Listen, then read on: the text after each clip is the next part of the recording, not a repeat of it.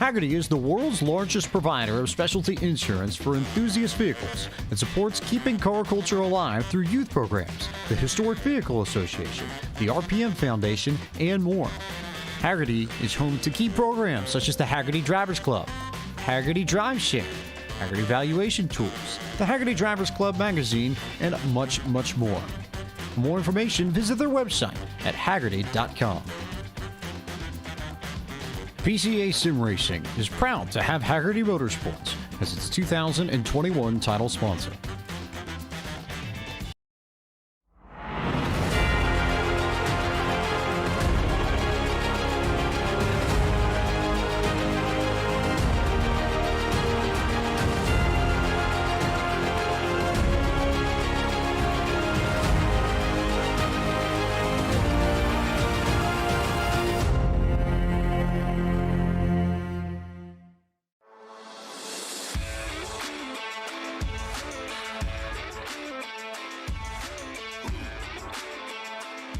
Good evening, race fans, and welcome to Podium Esports coverage of the 5th round of the 2021 PCA Sim Racing Team Racing Series, live from iRacing's virtual Michelin Raceway, Road Atlanta, in Brazelton, Georgia. This is an event of PCA Sim Racing presented by Hagerty. Since 1984, Hagerty has been the worldwide leader in collector car insurance. Everything they do is geared toward enabling and enhancing the experience of automotive enthusiasts and making sure that the vehicles we all love and the lifestyles that revolve around them don't just survive, but thrive well into the future. Services include the Hagerty Drivers Club, Drive Share by Hagerty, The Shop, and much, much more to fuel car culture. Hagerty, let's drive together. My name is Justin Prince. Alongside me in the booth tonight is Rachel Whiteford. We'll also be joined by Taylor Burris later this evening. We're also joined by our producer this evening, Ryan Bauer. Ryan is using cameras provided by the great Dougie Beard. Closing stages of the campaign are coming into play, Rachel. This could be a critical race for many of our competitors who are looking to try and win some championship points this evening. Yes, they are, of course, and it's going to be a fantastic race tonight at this track. We have got a wonderful race circuit that combines elements from across the globe. We have fast, flowy, twisty, we have elevation changes, we have long straights and big braking zones. This track is 2.54 miles in length and comprises of 12 turns, and the weather tonight is looking to be pretty good. We're expecting a cloudy-ish sky with temperatures around 70 degrees, with the track temperature in the 93 range at the moment. Winds currently westerly, 4 miles an hour. Humidity is about 50%, which for Georgia is on the very low side. We'll get in toward those details in full later on, but it's going to be intriguing as a result of those weather conditions, we'll say the very least. Let's explain our groups for tonight. For those tuning in for the first time, there are 3 different group classes. You have Group A, which features a PCA Pro driver and another PCA Pro driver. Then you have Group B, which includes a Pro driver with either a club, a sport, or a challenge driver. And then Group C has club plus club, club plus sport, club plus challenge, sport plus sport, sport plus challenge, and challenge plus challenge as the possible combinations. And to help explain that, let's bring in Rachel a little bit here. Of course, those combinations have been seen by these teams throughout the campaign, and there's the various different skill sets that we'll see on the track tonight at Road Atlanta. Certainly is, of course. We have Group A, the blue, and they are PCA Pro plus PCA Pro. This, of course, being a team racing event, each car has at least 2 drivers. So 2 pros equals Group A. Group B, in orange, are Pro plus any other group. So Pro and Club, Pro and Sport, Pro and Challenge. Let me just explain that real quick before we actually go any further. The PCA series runs in a tier system, from the newer drivers to the more experienced, faster drivers. It starts out at Challenge, it goes to Sport, it goes up to Club, and then to Pro. So Group B being the top tier plus any of the lower 3 tiers. Group C is Club and Club, Club and Sport, Club and Challenge, Sport and Sport, Sport and Challenge, Challenge and Challenge. Any other combination in green is Group C. And those combinations will have a lot to talk about, to say the very least, tonight, Rachel, because as these drivers are in the midst of qualifying with 6 minutes to go in session, let's take the opportunity to look and talk a little bit about how things are faring out in the championships, because all of them are tight. Group A, which is the blue teams on your screens, Lone Wolf Motorsports, Matrix Motorsports Blue, are two teams fighting for the championship, just 6 points separating them, Rachel, for tonight. And with the point system being 9 for the winner in second place, getting 6 points, and that going down to 4, 3, 2, 1, and so forth, essentially in towards the totals, it's going to be very critical for Lone Wolf Motorsports to get a victory tonight, Rachel, because if they do that, they put themselves in a very comfortable position for the finale. Rachel.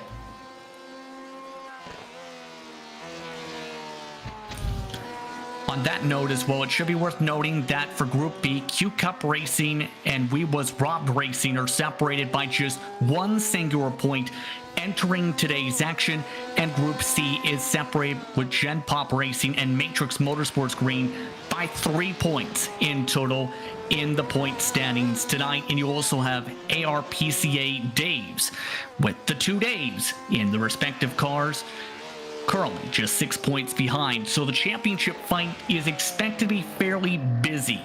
And this could be a critical race, Rachel, in turn to make sure you don't make a mistake and don't cost yourself a chance of the title for the final race of the campaign in just a few weeks' time. Let's talk a little bit how qualifying is going for our drivers at that note. The times have been picking up substantially because at the start of the practice session 1 hour ago, drivers started off in the low 116s. That pace has picked up by a full second, and it's TDRA Racing who is at the top of the board with a 1:15.072. They are one of the quickest drivers at the end of the practice session as well. Lone Wolf Motorsports is currently just behind them second, 3/10 back. We Was Robbed Racing, Redwood Racing, Matrix Green, and Matrix Blue rounding out your top 6. Keep an eye as well on Equipment Petit's Racing and Housecat Racing. Both of those respective groups have been very quick as well on the timing sheets. Now keep in mind when it comes to Road Atlanta as well, this is a track that can bring some excitement, but also can test your ability to make it around the circuit cleanly. Because this is a track where, especially if you try and make it through the S's side by side, it can provide some problems. Let's take a look at those track details in particular for tonight's race. As mentioned by Rachel earlier on, 2.54 miles tonight, 12 corners, with the race length being 90 minutes, so one stop expected for our drivers this evening. They'll be driving the Porsche RSRs this evening on iRacing, and drivers are starting in late afternoon conditions. Right now, in-sim time is approaching 5 p.m. on iRacing Day, May 15th, 2021. And we do have open setups for these drivers, which they have been working on throughout the past few weeks in preparation for this event. Now keep in mind as well with qualifying, it is 3 solo qualifying laps over the course of 15 total minutes for our drivers to try and get themselves to the top of the board. And throughout this entire day, as talked about, TDRA Racing has been quick, Rachel, in practice. They're looking to try and get their best points performance of the season, coming off their best total at Spa with 6 last round. Yeah, it certainly is, and it's going to be interesting to see what they can do today. This track has a lot of similarities with places we've run before, but it's distinctly different. Road Atlanta holds its own challenges, and from previous races, something tells me that the changes can happen very late and very surprisingly. Yeah, it's going to be very intriguing in turn. You mentioned some of the potential for changes over the time, as well as the challenges with this type of track. Who are some of the drivers in turn and teams in that regard you're keeping an eye on that may be contenders for the race win for each of the classes today?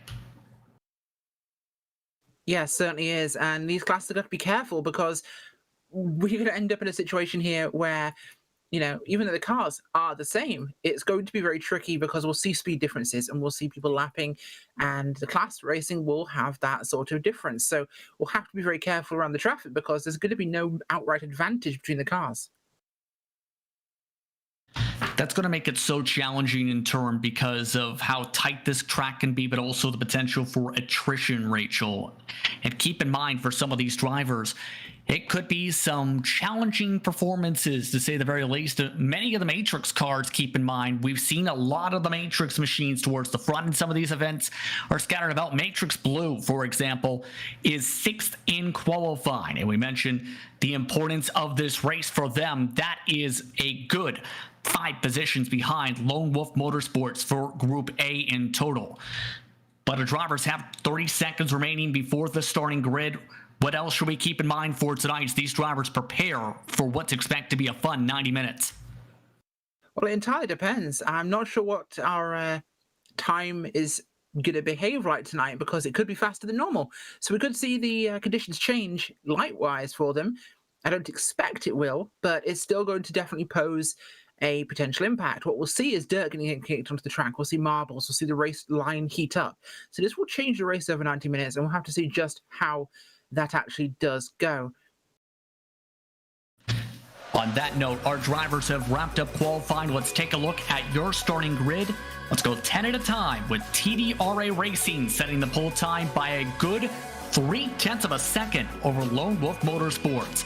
Imperial Motorsport Shake is in third with the 77 machine. We was robbed. Racing breaks up the top 3 positionings, being Group A, with getting 4th place in qualifying with a 1:15.6. Matrix Green's right behind them in 5th, with Matrix Blue all the way back in 6th.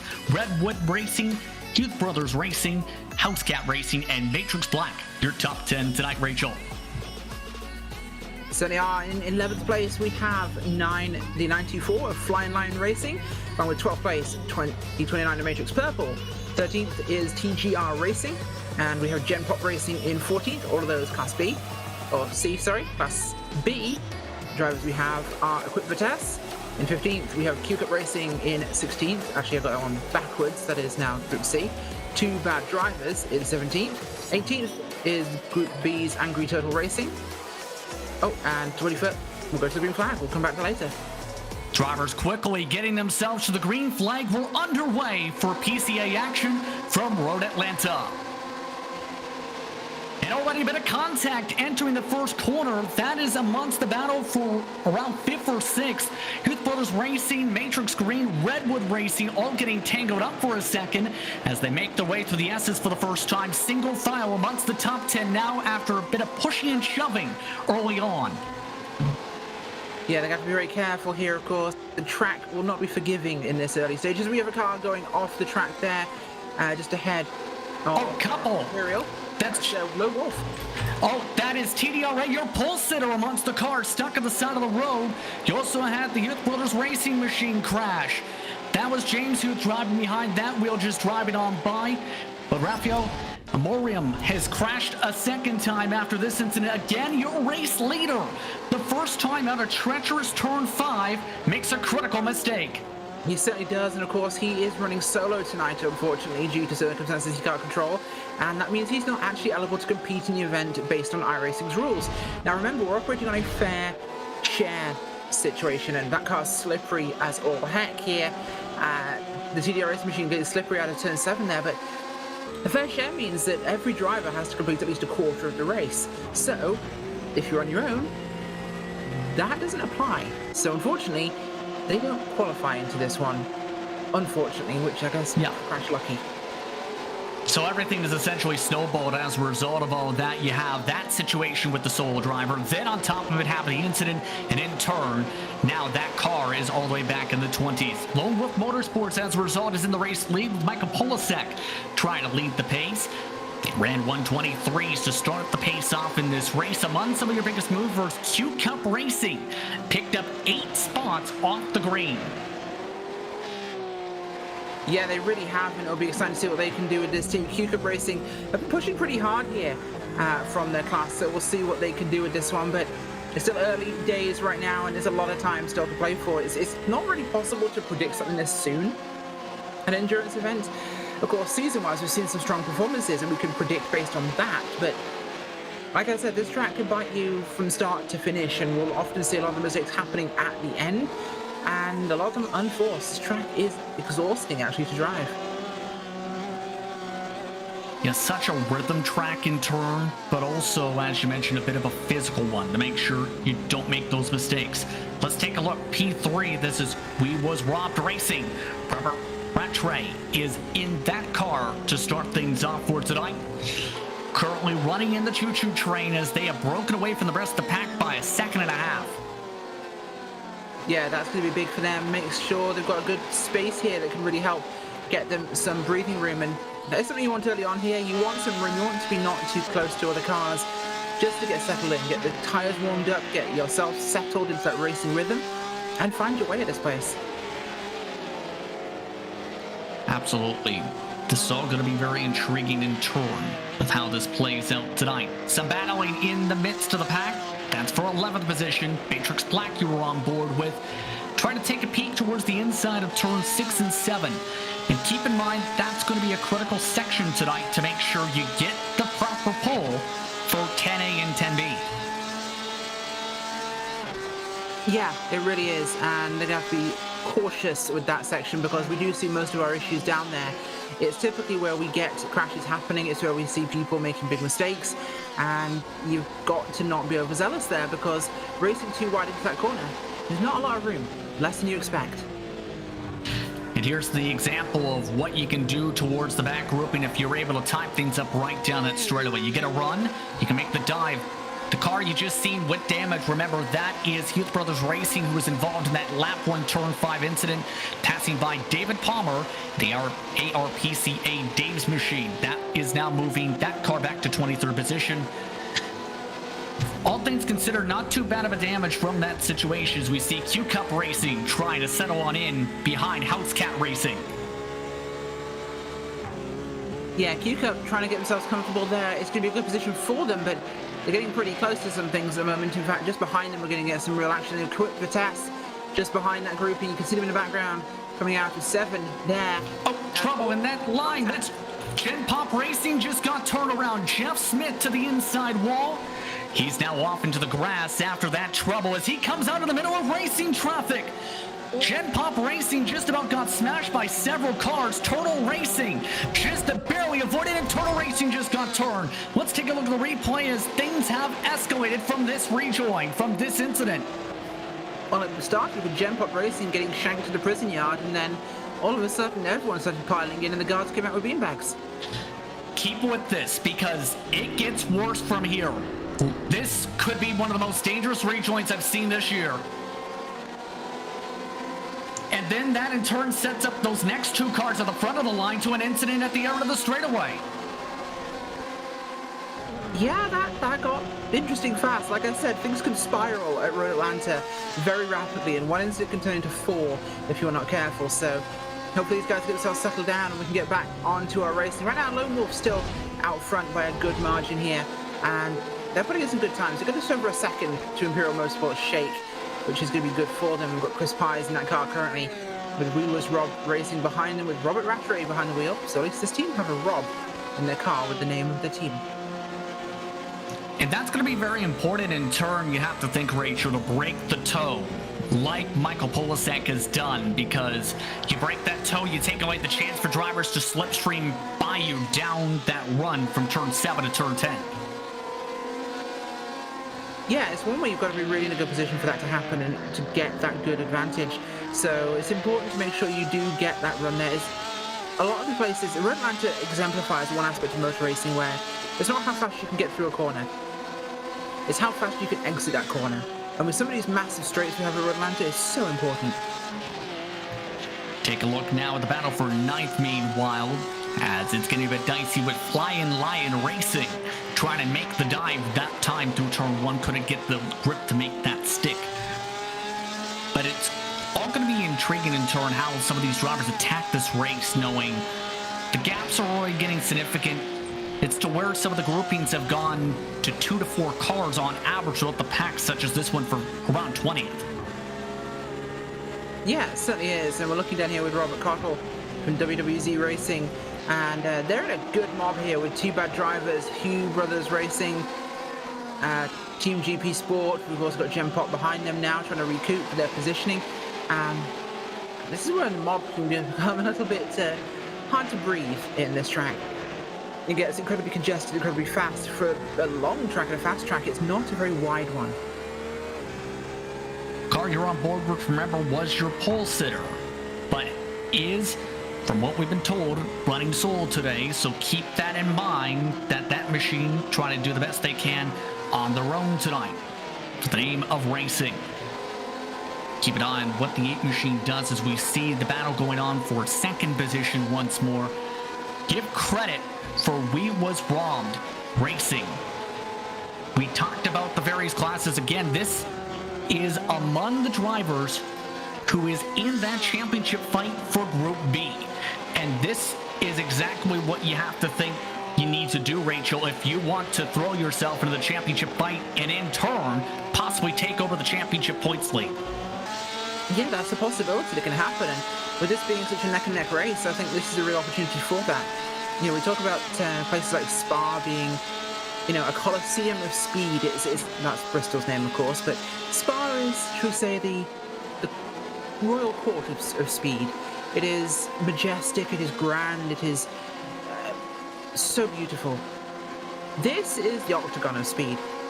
This is tight, this is confined, and whilst it portrays these sections of extremely high speed and straight lines, it is a very, very rapid lap. I mean, the times we're seeing here, 1 minute 15, these are sort of times you'd see in some cars around places like Lime Rock. So, you know, it is a very, very fast lap. Yeah, this has been impressive. The lap time pace from these drivers, the race pace, keep in mind, a little bit slower compared to the qualifying setups and pace that some of these drivers have. We mentioned Turtle Racing being involved in this before. Angry Turtle Racing doing fairly well so far. They're up to 14th position. They're keeping nice and calm right now compared to the other Turtle themed car. So you have this car that may have drivers still a bit frustrated. You have the other car that's keeping nice and calm, contrary to their names. Yeah, really are. And yeah, some of the names are fantastic in this series. Of course, Jakester Racing is the car that contains 0% Jakes. We also have the ARPCA Daves. I do like Turtle Racing, of course, and Los Muchachos Motorsport is a great one. Housecut Racing, love it. I think most of them are all pretty serious, but We Was Robbed Racing and Gen Pop Racing are two good ones as well. I like fun with things. By the way, that was two bad drivers, believe we just seen coming off from the side of the road from their situations. We take a look at the battle for second once more. Chris Pies and Robert Rattray still hooked up with one another. Here's the down part. They're half a second off the marks of Michael Polasek. Keep that in mind. So they are continuously losing time to the race leader. Yeah, that's something you have to really factor in here, but we know that lead can change so rapidly in seconds at a track like this, so just got to make sure you hit your marks, run your race, try not to worry about, you know, racing somebody else's here, because things can go wrong for them just as easy, especially in class racing. Absolutely.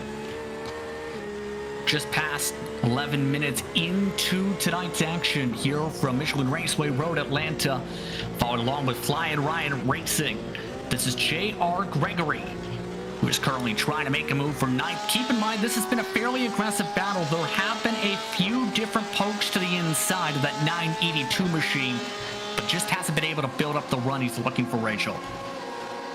No, I think he's trying to find some speed there, but it's just not quite coming to him at the moment. It's something that can be pretty hard to do. It takes you a couple of laps sometimes to build up that sort of positioning and get ready for a pass at Road Atlanta.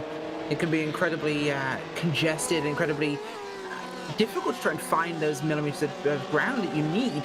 But once you have it, it sets you up good for places like the run into turn 9 and 10. That is probably your best passing opportunity around this track, bar none. That is the drag down to it, because everywhere else is just too confined. In turn, that will definitely test some of these drivers throughout the night. Let's take a look at Matrix Purple on board. This is the battle for 12th position. And Kemp currently riding in this train behind TGR Racing. Keep in mind, they also have Angry Turtle Racing in this pack as well. Just on behind, you see how slippery things could get along the rumble strips as Robert Rose tries to pull off a bit of a distance. Yeah, he's going to try and do something here, but I just don't think it's quite ready for that. It's maybe a little bit bold at this point in time, but we've also got Kemp who's in there as well, looking to try and get something out of this too. He's in a very active position to actually make a move on that car of Rose, so he should be keeping an eye on his rear view, not his front windshield. If you're saying a line such as this, what's your focus more like? Try to do exactly this to poke towards the inside and see if you can make it stick, or you can do that. That too, I saw that one coming, unfortunately, because as they came into the corner, TGR checked up very, very early and donked Matrix Purple behind them, and then we had, of course, that moment with Matrix Black ahead of them, and yeah, that happened. But either way, Stewards are busy tonight, I think. This is TGR Racing, which gets turned around. There's the initial punt.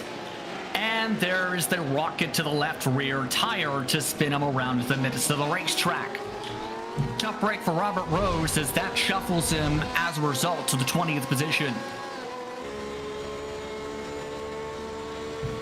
Take a look back. It really does. Go ahead, Rachel. Sorry about that. Yeah, no, this is shaking things up a bit for us right now. We're in a position where cars are starting to really separate out because of, unfortunately, what's happening on track. But a lot of these guys running nice, clean, smooth races. These are the guys that are going to be taking advantage of this, because it's going to be those guys just running in their own clean air, getting things done, that will have the opportunity here.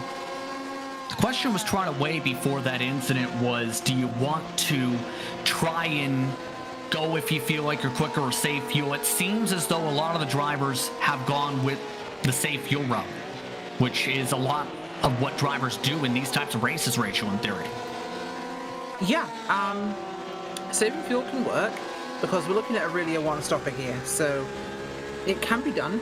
I'm talking your pit stop is when the drivers will really change out here. It's the only real necessity, unless they've limited the fuel on these cars, which should give them a good opportunity. It's going to be interesting to see what goes with that, but you know, we'll find out, I guess. Yeah, that's all going to be very critical. And keep in mind, here's one of the examples of that. Matrix Blue was in front of Matrix Green before. Now they have swapped lines. Have been in part with some sticks that came into play with Bill Anderson in his situation. Now there's the opportunity to try and ride behind. They're still running lap times in the 1:17 second bracket. So they're still setting a decent pace. But remember, there's the urgency. If you're Matrix Blue, to at least get second, any lower than that, and that can put you out of the championship equation mathematically for the finale. Anything can put you out of championship contention for the finale. It's and this is something that I'm going to quote somebody from not motor racing today, but having just come from watching the UCI downhill mountain biking today at Snowshoe, West Virginia.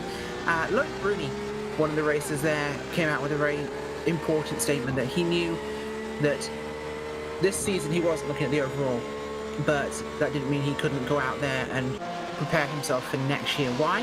Because he himself admitted he hadn't been consistent. He said consistency is what makes a season. Consistency is what makes a championship. And when you can't be consistent, you have to be honest with yourself and say, I'm not in the running for this. Now, that is what defines this, because you've got to put in results all season that are good. It doesn't matter if you win one race and bin it in 3. You could win the championship on a season of 3rd places or 4th places if you're the one person that does it every week or every race. And in this case, it's those guys that will take this. 100% agree with you. It's such a vital scenario to make sure you have that consistency. And these lap times as well on that mark have been very consistent in the 1:17 flats for 2nd and 3rd position as well in this respective grouping. Keep in mind that, again, to remind you of your highest running drivers, Group B, Lewis Robb is in that top position, third overall, right behind in this initial train. And Matrix Green leads their respective class in the 5th position by a decent chunk over the relative competitors. So the respective class leaders doing a solid job in terms of that mark. Take a look at Michael Polasek. Traffic is now coming into play. You mentioned the quick lap times. Unlike Spa, which has a lot more space, Road Atlanta, we may see a decent amount of traffic for these leaders today. Oh, we're going to see quite a bit of traffic for leaders today, and it's going to be, once we get into this initial phase, it'll almost be non-stop traffic. It's going to put them in a situation where they are having to constantly deal with this, and with them all being in the same car, this traffic will be much harder to deal with. And in turn, say you're trying to deal with said traffic, where are those preferred spots? Because it can be a track where it's tough to time out where exactly you want to make those moves around said traffic. Turn 6, turn 7 are good. The run from 7 down to the kink and to 10 are good locations for it at the start-finish line as well, but timing it to reach them at that point is going to be hard. If you catch somebody in the S's, you're going to lose time, a lot of time, and that will severely impact your race. Absolutely. It's all going to be intriguing as we take a look at Redwood Racing, who has now made this Rachel into a 3-car group. 2/10 quicker last time by. And remember, this is a car that made contact lap 1 before turn 1, has some left front damage, but it has been hampering that machine. And also there's the faster pair to take if necessary during their expected stops. So for Redwood, they've been slowly reeling on in 2nd and 3rd. Yeah, it's going to have to be careful there with that, because it will bite you if you get this one wrong, and they're looking to be in a steady position right now, and that's going to be what they have to put in here. They've got to make sure this car can just run. Running with somebody else will be a big advantage, because you will get a general boost in your overall speed, and we'll see this break down into pairs for cars racing. No point racing now, racing the last 15 minutes, but for the moment, find yourself a dance partner and get a tango. It's been impressive how this league grouping has gone so far. As keep in mind, there is a fair bit of some of the communication that can come into play for some of these drivers with specific lines. Some of the drivers are giving a fair amount of give and take in some of these groupings. The 986 is among those drivers in that regard who has not been afraid to let drivers who are quicker on by. Keep in mind, Jakester Racing with Christian Rampa behind the wheel has reeled in Matrix Red and Angry Turtle Racing's group. 37 seconds behind the leader. Here's the look on board.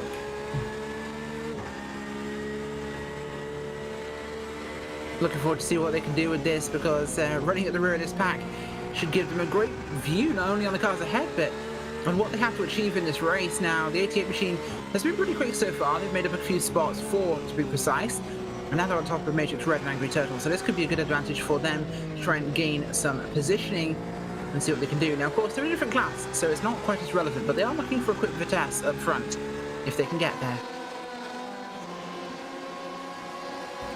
A very impressive season indeed for Jakester Racing on the campaign.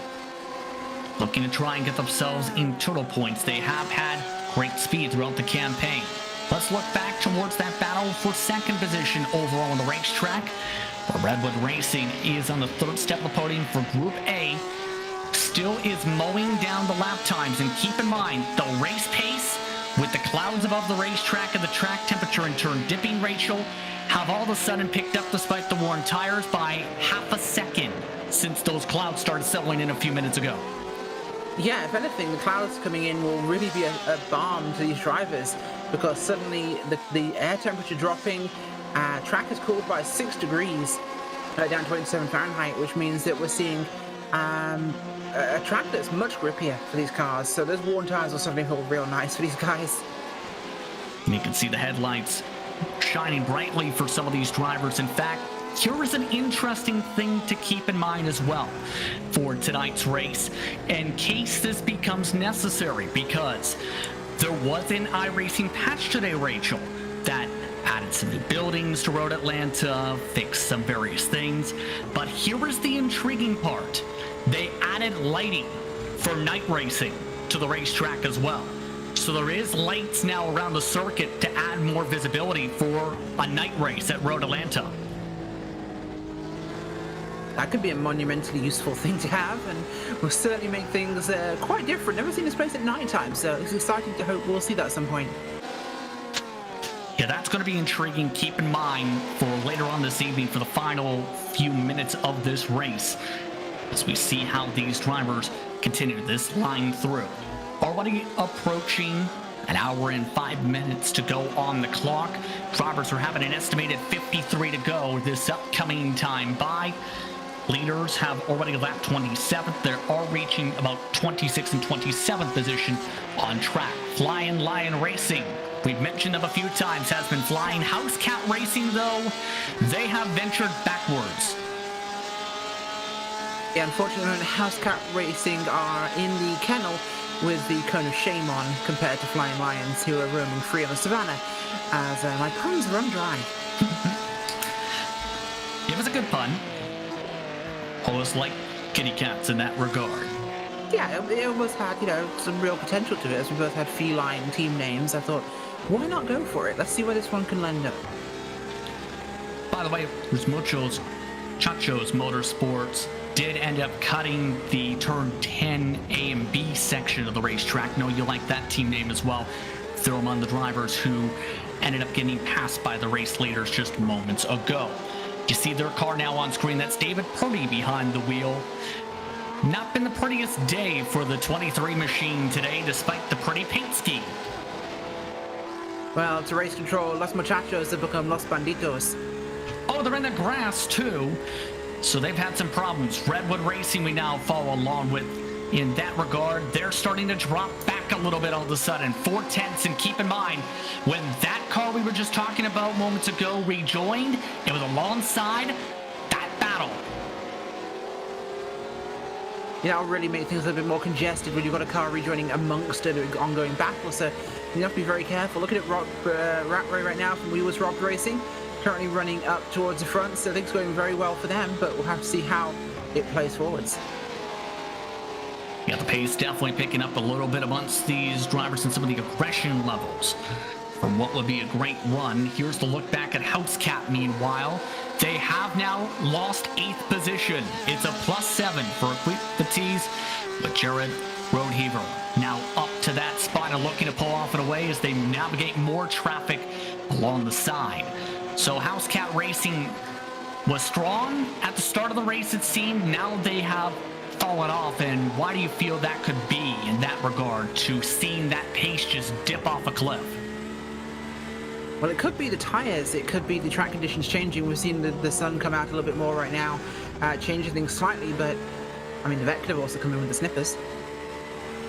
I'm sorry, I had to. Yeah. I'm not sure if I get that reference, but either way, you can tell House Cat Racing, Jonathan Waltman, trying to hold on as he's lost 4 car lengths. That corner exit alone. Exactly what you talked about. Needing to be fast exit. It's a really rough place to lose speed in because this track is about setting up for those straights. And if you can't do that, then you're in a really, really rough spot. As just right now, Jakes Racing have dropped off their push. And they're falling back and under threat now from TDRA coming back through the field. That's in reference to the 15th position battle as we take a look at TDRA Racing, again running sole today. And we'll see how Christian Brava handles this, knowing that situation as trouble in front. And remember the 23, they just got tangled with another group of cars. Yeah, those were some solo incidents there. Angry Turtle went off on their own, as I believe that was going to be a lap car that was on the grass ahead of them on the right-hand side. Yeah. This is 3 different incidents. In fact, yes, you're right. This is 3 different situations. Angry Turtle was the last of them. Then you have Schroen's Land Dream Team. That was the initial trigger with Andrew Hillman.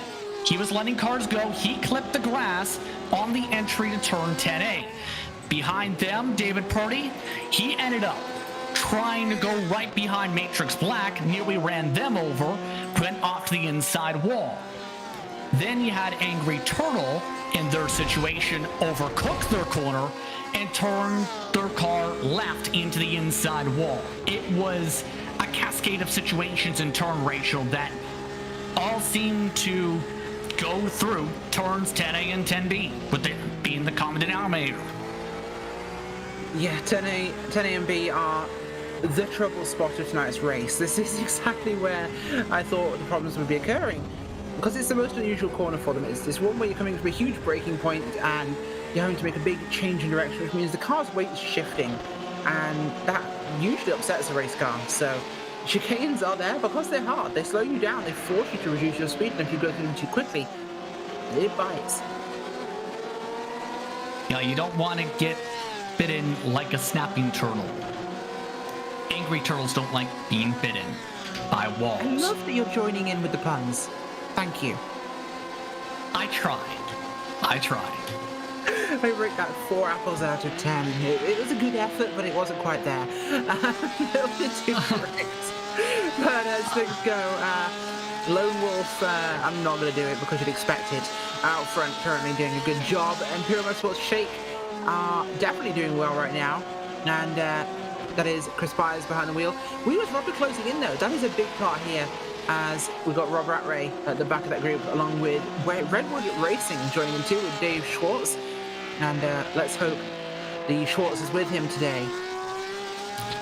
Now keep in mind, yeah, I was about to say, you may notice an interesting paint scheme for We Was Robbed Racing, and if I remember my art history lessons right, that is a very old style paint scheme on that car tonight, trying to match classical art from the 1800s, early 1900s.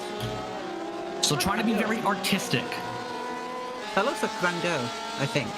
It may not be, but it's Impressionist era, period. I was about to say, that's exactly who was coming to mind just at the tip of my tongue. It's the style, yeah, it's the brushwork and style. It may not be, but it's someone copying that style if it isn't. Anyway, I digress from us having our art theory session right now, but there you go. Still trying to find an artistic way to say, can I pass you to this second overall position? Part of me wants to say it's actually the Starry Night, or at least part of the Starry Night in that image. Exactly. Maybe wrong, but we'll see. It's something to discuss for a later time, as keep in mind this grouping is about to reach a couple of lap cars. In particular, Rad Porsche is in front, the 23rd place car, who has been having a bit of a struggle through the S's. This is Garrett Taylor, who has been having a quiet day behind the wheel. That has lost 5 car lengths that corner exit alone, who will now be having to be dealt with for the second on back battle. You can just see, that car does not look like it's handling well on exit. No, I think his tyres are going away, which is pretty early, really. We're about 30 minutes into this thing, and it's where you'd be wanting to run your tyres in a 30-minute race, which is what these guys are most often used to. But when you're expected to have to go 45, problem. It takes a lot of practice, let's put it that way, to get the laps times, and then that could have been disastrous. A spin in front of the battle for second overall. Rad Porsche goes around off to the grass, just got missed by that entire group. Yeah, that was really lucky. But I think he did it in such a predictable way that it wasn't too big a deal. He went round, but more importantly, you know what he did? He held the brake. He made his car predictable. He didn't allow it to roll forwards or back. As soon as he went sideways, he locked up the brakes.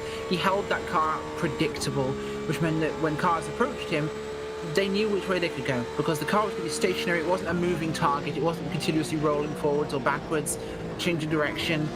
He allowed the car to just do the safest thing possible. Stop. And great awareness, too, for the drivers right behind to just be able to react in time to avoid any potential contact, to be able to get themselves to the inside of 10B. Overall, they're now 9 seconds behind Lone Wolf, under an hour to go on the clock, and what has been a race breezing on by Polasek, for reference, has lapped his way past 21st position on the track. But as we've talked about these tire wear situations coming into play. Bill Anderson and Matrix Blue, they have fallen off the razor's edge. A 1:19.7 last time by in the 41. They're back to 6th still, as talked about, but Q Cup Racing has reeled them on in to try and gain an overall spot on the racetrack. Yeah, they have, and Q Cup have been doing a good job today. They've really been pushing forwards. They're up 9 spots, which is massive for that team, doing a great job. Ian Simon, he's one of the fast guys in this series, and I'm really impressed with what he's put in so far. I look forward to what they can do with it and see where they'll end up, because right now that car is on a 10. Keep in mind that these two cars nearly hit each other as a result of that spinning car we've seen impact the battle for second over on the racetrack that had been happening just up the road.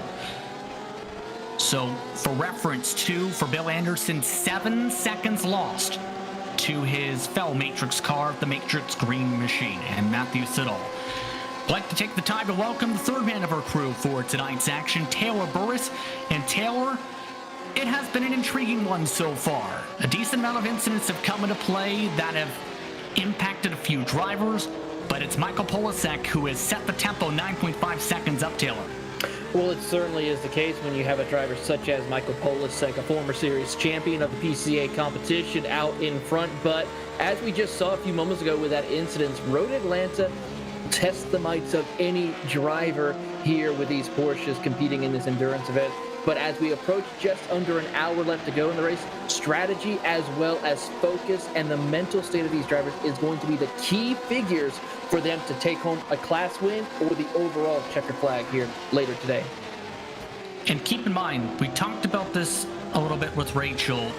Taylor tonight is so critical for some of these teams to be able to try and position themselves for the final race of the season, point standings wise. Lone Wolf's doing their job for Group A, but some of these air battles are so razor thin for Group B and Group C in turn, and those respective teams that needed good performances to grow their advantage or flip-flop the standings for first and second have done that. It certainly is, and especially when you look over at the Group B and the Group C class. Points separated is by 1 point in Group B, 3 points in the Group C class, and just shows the competitiveness of how one mistake could cost you the chance of winning this championship here with one more race after we finish here at Michelin Raceway Road Atlanta. The Q-Cup guys have been having a strong performance even after missing the first round at Sebring earlier this year. So a strong performance of them. Can they capitalize on that later in the going? And of course, the Gen Pop Racing team of Jeff Smith and Kevin Douglas have been phenomenal, steadily consistent throughout their run in the Group C class.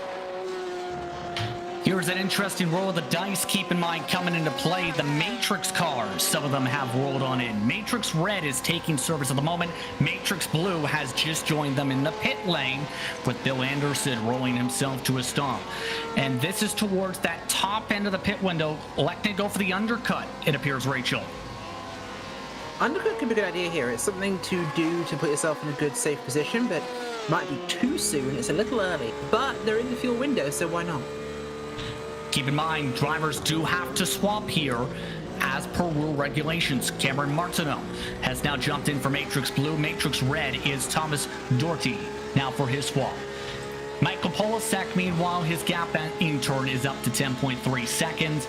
And it's talked about, it's been that type of a season and that type of a legacy for Michael Polasek. Here's the challenge, though. This was talked about a bit at Spa with Leon Van Hendel. That's going to be so critical, Taylor, for when Leon jumps into the car to try and secure this points growth.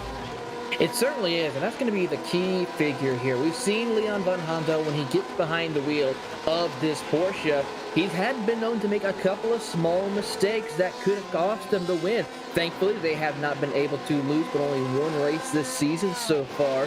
But just due to the fact of how fast you're going here and how much traffic a driver has to overcome while racing here at Michelin Raceway Road Atlanta, one false mistake could cost them the chance for the win, and that points gap between them as well as the Matrix Motorsports Blue team of Cameron Martineau and Bill Anderson could be a little bit smaller once we leave here from Atlanta.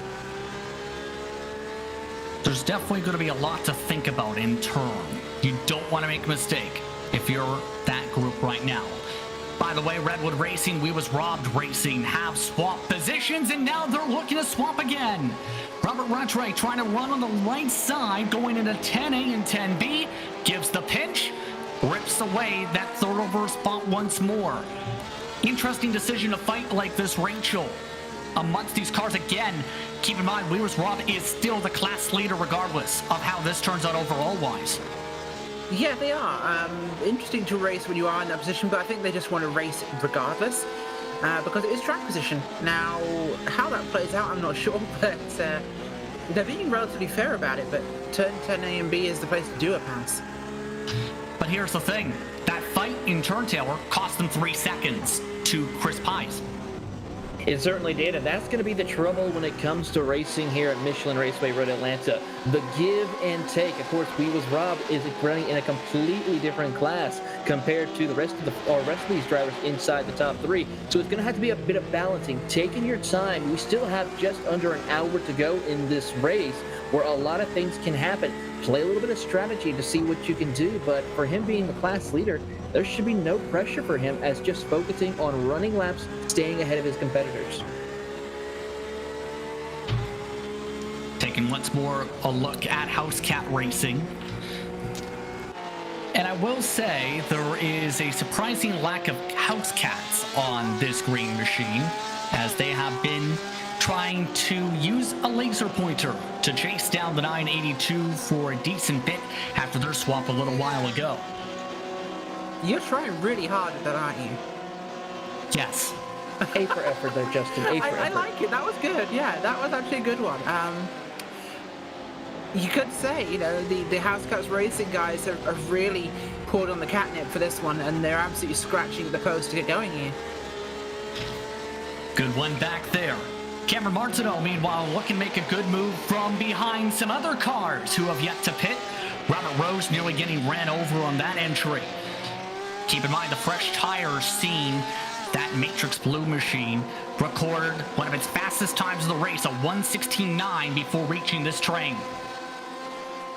Yeah, how about that run right there for them as they're working their way through? We see this battle here around for the 15th spot, as you see on screen. That's the Matrix Motorsports Blue Cameron Martineau. He's going to try to dive it to the inside as they work through 10A, 10B, completes the pass, now set to sights on the Team GP Sim Sports of Randall Ayers as they come underneath the Fox Factory Bridge through turn 11, through turn 12, and as they head off into turn 1, let's see what their lap time is, a 1:18.31 right now. Still quite a ways way off of their fastest time earlier today, but has to make up some ground here as they continue to head back down through the hill. Keep in mind, more driver swaps expected in the next few minutes or so, as we are under 5 minutes away from halfway through today's race. James Huth, remember Rachel had that spin lap 1. They've recovered very well after slamming the wall hard, having to go from the low 20s. They're up inside the top 12 as a result of that shuffling. I'm impressed with the comeback there. They're really putting a good effort into this one and making some time up, so it's a good time in the race to do so. You know, we're about, approaching very soon that halfway position, which means that it's a good time to get that done. And I believe we just lost Ramirez. I believe that's one of the drivers watching along in the paddock, so that's going to be a concern, Taylor, is if you have technical issues as a driver supposed to swap in, that could be a problem when you're about to have to pit. It certainly is. So that means one or two things is either, of course, Chris Ramirez has to quickly get back in before his driver comes down pit road, or our driver that he's working with, of course, will have to finish out the rest of this race, which can be a bit of a problem because, let's be honest, endurance racing, it can be tiring and stressful, even in sim racing, and sometimes having that fresh driver in the race with you who can take over is always the best course, and who knows, that could be the faster driver out of the two, and it looks like Chris has just joined back, so he will be good to go hopefully later on when his stint is ready. Something to definitely keep an eye on for later on this evening. For reference, there have been a grand total of 6 cars who have elected to come down for pit stops. They're led by Fly and Ride Racing. In regards to that strategy, check that 7 when you include Matrix Blue, who is up a substantial amount overall. The gap has started to stabilize to 11.4 seconds, with Polasek now lapping additional cars. That is Jonathan Dyer in the Schroen's Land Dream Team machine getting lapped an additional time. These two have not stopped fighting before their pit stops. Dave Schwartz not having a fun time with Robert Rattray, still trying to charge hard. No dive this time amongst these cars. Yeah, right now it's looking a bit congested, so they're going to have to be very careful with how they position. And we are in that end of the that real end of the cycle and start of the cycle for the cars' position. So it's that really awkward time where you have some cars with tons of grip and some with none. And keep in mind, tailored strategy is going to be partly critical here, since it's a one-stopper. It's a fairly cool track, but it's also around still that track temperature being a few degrees above where you expect drivers to think about the double stint in theory. Correct? It certainly is. It's a little bit too warm. I mean, the cars could double stint the tires if they feel like they haven't overused them.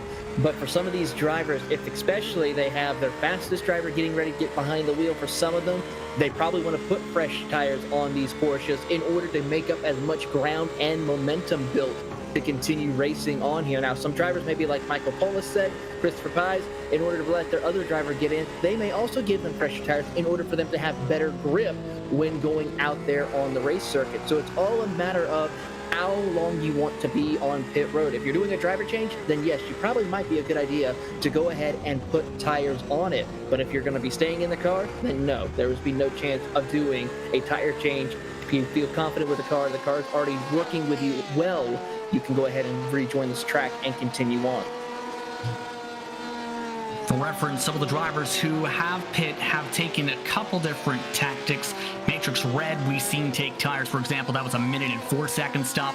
Others have taken stops as slow as, or rather as quick as, 32 seconds. That includes the Matrix Blue machine on their scheduled service.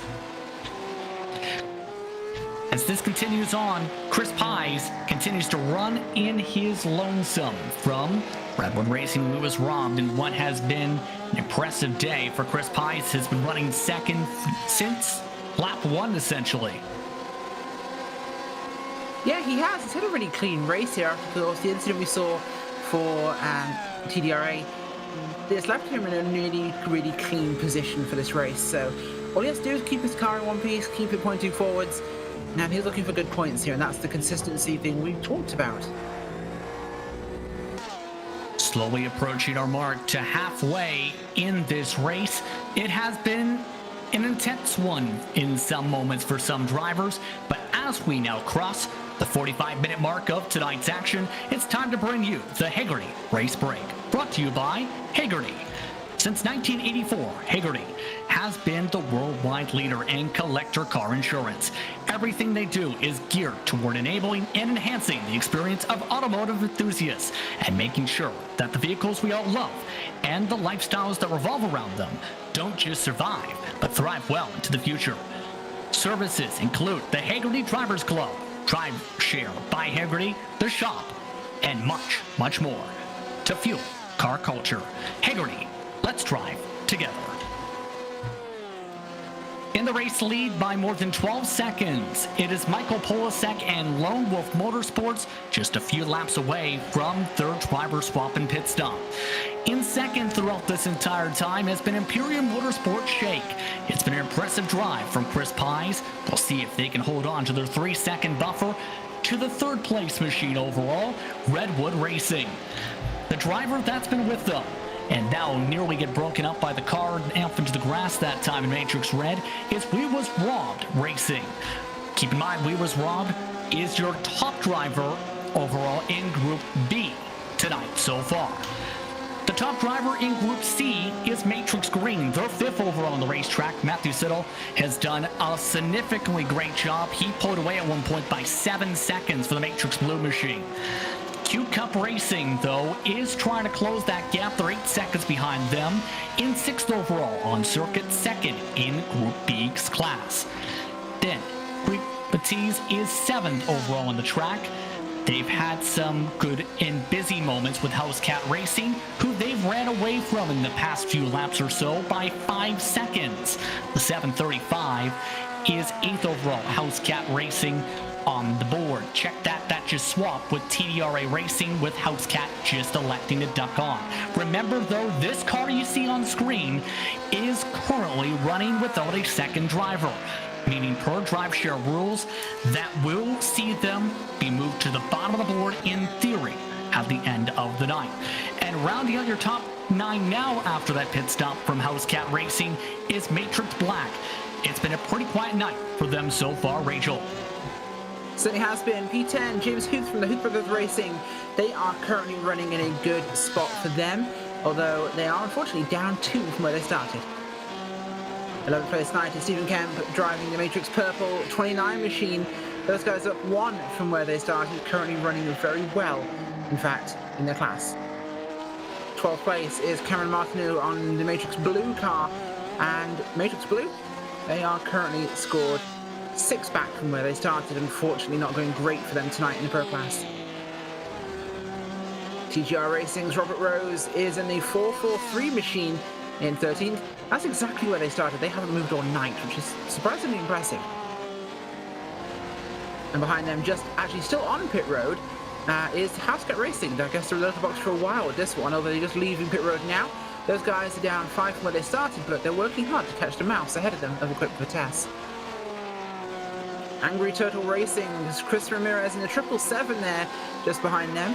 They are currently up 3 from where they started, so moving forward slowly but surely like a turtle.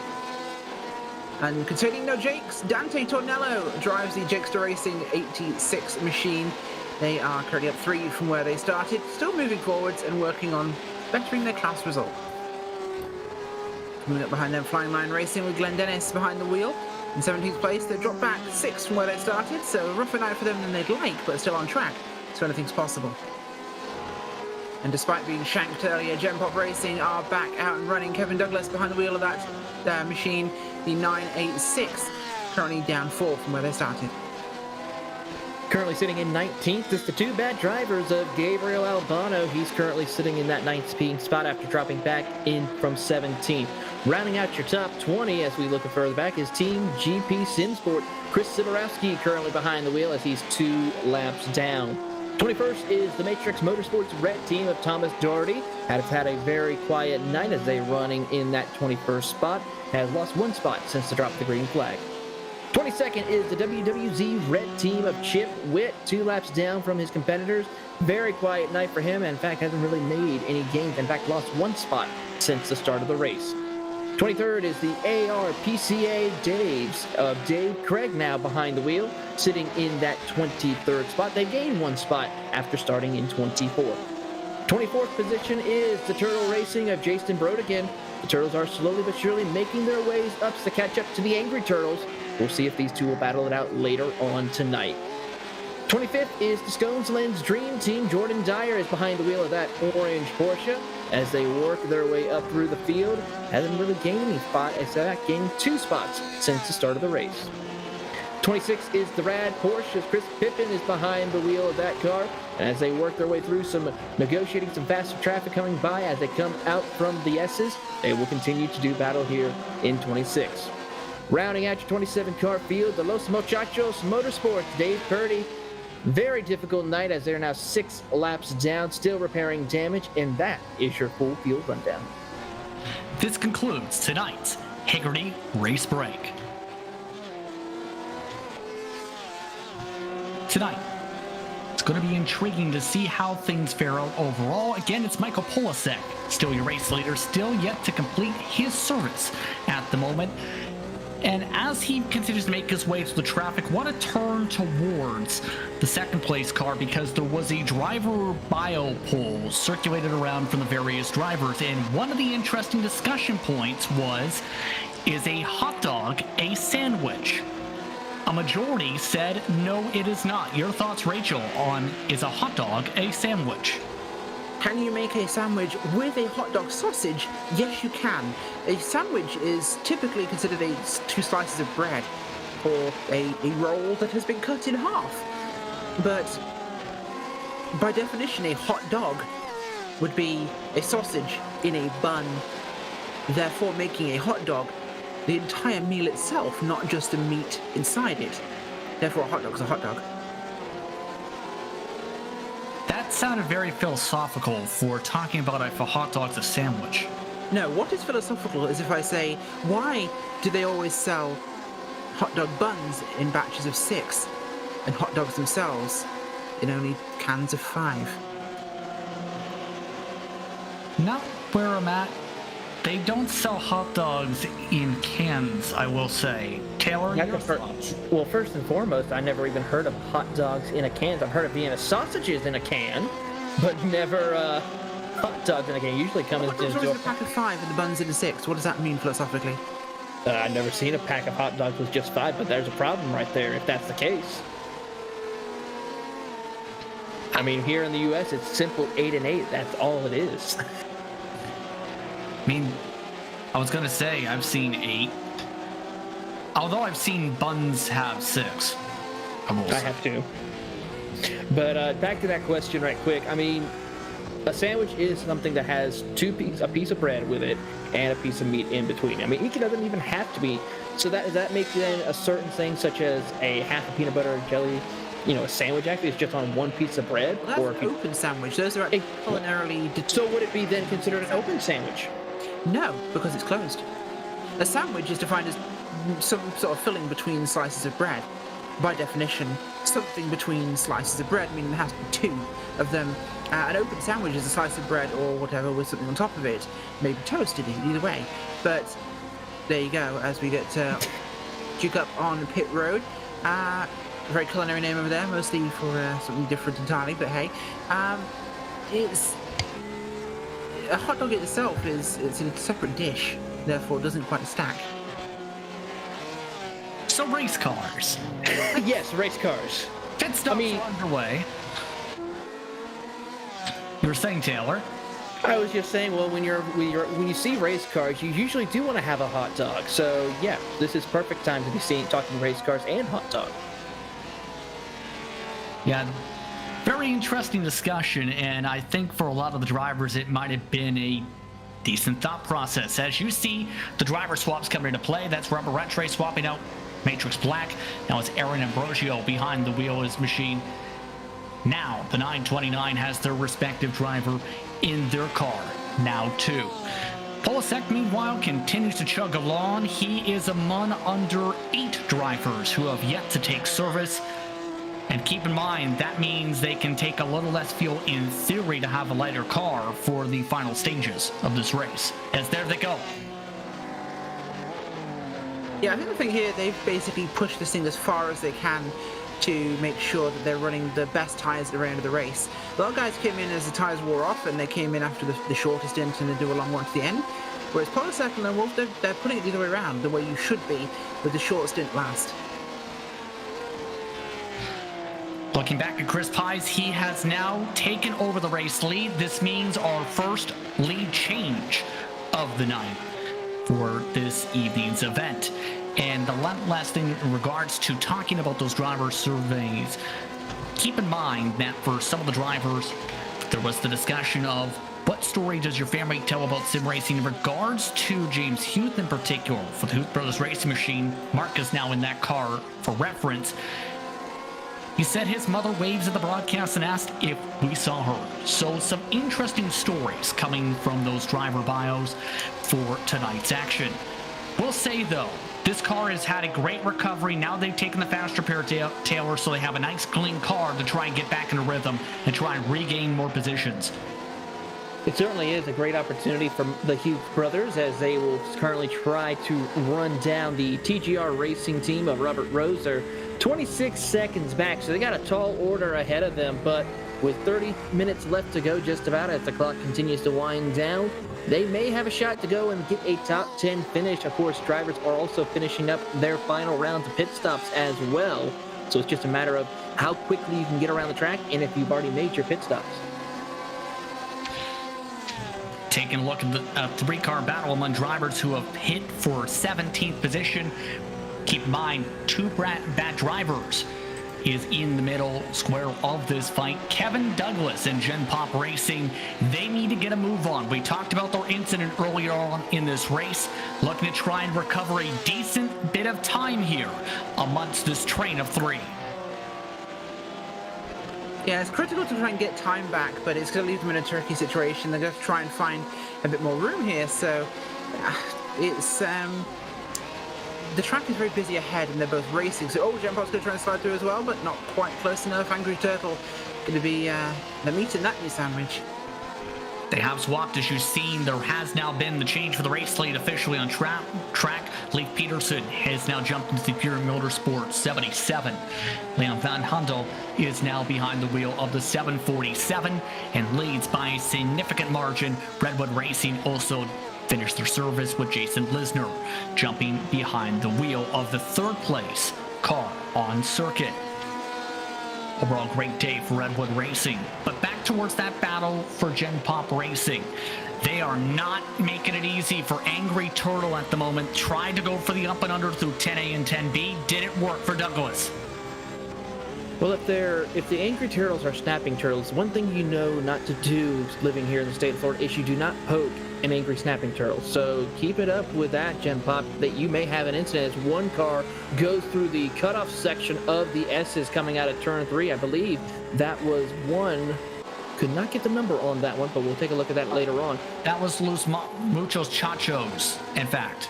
That's a tough break for them. Spanish speakers out here, I need to correct him as Los Muchachos. That's the third time you butchered that, isn't it? Yeah. It's not been a fun time for David Purdy. That's the point, as now that does move out of the way of this fight on screen once more. As they continue on here, their battle down the back straightaway towards turn 9. Gabriel Albano has pulled away from Chris Ramirez. Kevin Douglas can't quite get the slipstream right there. He does have a lap car in front of him. That is, of course, Rafael Amarin, who is actually a lap ahead of them as they work through turn 10A and 10B underneath the Fox Factory Bridge of turn 11. So hopefully Rafael will be able to make quick work of these lap down cars. You can see right there, Rafael trying to make the move to the right side through turn 1, and he gets hit! The Angry Turtles machine with an angry snap to the right. Looked like they just snapped loose trying to get on the brakes.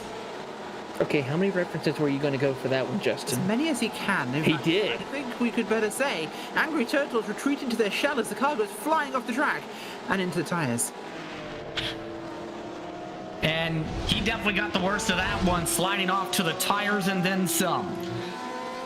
So that incident sees them drop deeper down the pylon to 20th at the moment. Matrix Blue, meanwhile, trying to get top 5 overall on the circuit.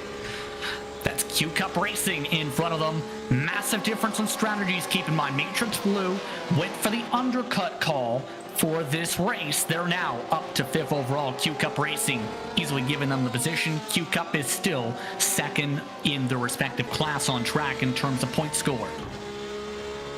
Yeah, smart move for the drivers of the Q Cup Racing team. They don't want to have to try and battle with a different group compared to the Matrix Motorsports Blue of Cameron Martineau as they work up to the top of the hill of turn number 3 and battle on and looking at the timing and scoring right now. Cameron has about 17 seconds to try to at least catch up to the 4th place car of an icing ring. Of course, not in the same group.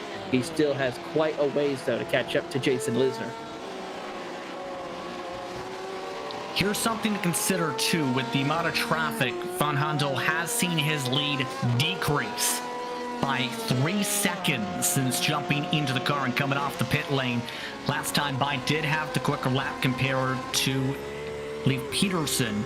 We'll have to see how things fare out if Peterson reaches traffic. That could be the most critical part of all this now, Rachel, because Peterson seems to be quicker and cleaner traffic, but traffic could cost a lot of important time to reel in that gap in full. Yeah, it really can, and traffic's the biggest factor we've seen here. But what bothers me is we're always seeing guys in different classes racing each other so hard when they're not even vying each other for points, so it makes it very unusual that we're seeing. I think it's maybe a product of the same car. They all think they're on the same sort of race, but they've got to get back into their head that this is class racing, and it's not necessarily about every position you make. I mean, there's some who have the thought process of because race car. So there's that. Jakester Racing, by the way, is fighting for a position on track on the pylon. That is Jakester Racing behind Matrix Purple in front, and they are in different groups, I should say. But it's still for overall spots on the track. Last time, Jakester Racing closed in a near full second to the 29. Going to be interesting to see what Dante Tornello will be able to do to catch up to Mike Patterson, who's just up the road about half a second as they work down through turn 9, heading into the braking zone of turn 10. As they hit their marks, a big send for Dante as he gets a good run through the middle of turn 10A, 10B. He'll then wash right up, gets a little loose as they go underneath the Fox Factory Bridge through turn 11. Now coming out of the final corner of turn number 12. A great run for him right now, but not close enough to make any passes for position at this moment. Now, if he's able to get a good run here coming out of the S's, we could see a possible pass for position here, but it's overall a strong run for him all night long after starting 19. Up 7 positions indeed. They have lost a lap. Right now, the race pace has been so quick. 8 drivers are on the lead lap with under 30 minutes to go at Michelin Raceway Road, Atlanta. Currently, the visibility still staying very sunny, keep in mind. So not expecting, unless a massive cloud comes over the track, for those new nighttime features added for Road Atlanta today in an iRacing patch to come into play. Here is Lee Peterson we talked about, and now more danger. One car slides off the racetrack in front of him. That's Rat Porsche a second time in front of him that he's gotten loose. Yeah, this is what you're going to be careful about this sort of state of things. It can really get sideways real bad, and you got to watch out for the lap cars because they will be undoing the leader in an endurance race like Road Atlanta. Yeah. How critical was all that with the traffic? Keep in mind, Taylor, he had reeled in 1.2 seconds. He lost all of that in 3 corners. Just shows you how difficult it can be running here at Michelin Raceway Road Atlanta, and just how important you have to keep your heads up. He might have lost 3 seconds, but fortunately, he is able to continue racing on here as we watch on the battle between Patterson along with the Dante Tornello vehicle of Jakester Racing. And as they work up through turn number 5, it's gonna run here as they have a little bit of lap traffic in front of them. They're gonna go to the inside of Jason Brodigan, the Turtle Racing machine, as they continue on through turn number 6 and 7. Jason Brodigan being nice and respectful for these cars. A bit of a kickback for Jakester Racing out of the corner exit as well for Tornello, getting a touch bit loose now in his teal machine. By the way, 20 estimated laps to go up at the stripe, so the urgency level may pick up a little bit more for some of these cars, especially if you're in some of these groupings, to try and leapfrog, to try and get the best run you can. Here is the battle for 14th and 15th position. House Cat Racing did swap on by Matrix Black this lap. Yeah, they did, and that's a big one for them, so we're going to see what they can pull forwards here. But House Cat have been doing a pretty consistent job so far. It's been good, it's been bad, but they've actually really had a very active race, I'd say. So I think they'll be happy with whatever happens from this. For House Cat Racing, no scored points throughout the season so far. 10 drivers have, 10 teams I should say, have scored points in Group C. Entering today's round, there's a chance that expands with some of the battling going on. Here's another battle. This is 16th overall on track. TGR Racing, who has had some eventful moments today, still dealing with right front damage to their car. Right in front of 2 bad drivers who have gotten quicker and quicker on the stopwatch to the point where they pulled away from the group they were with by 4 seconds.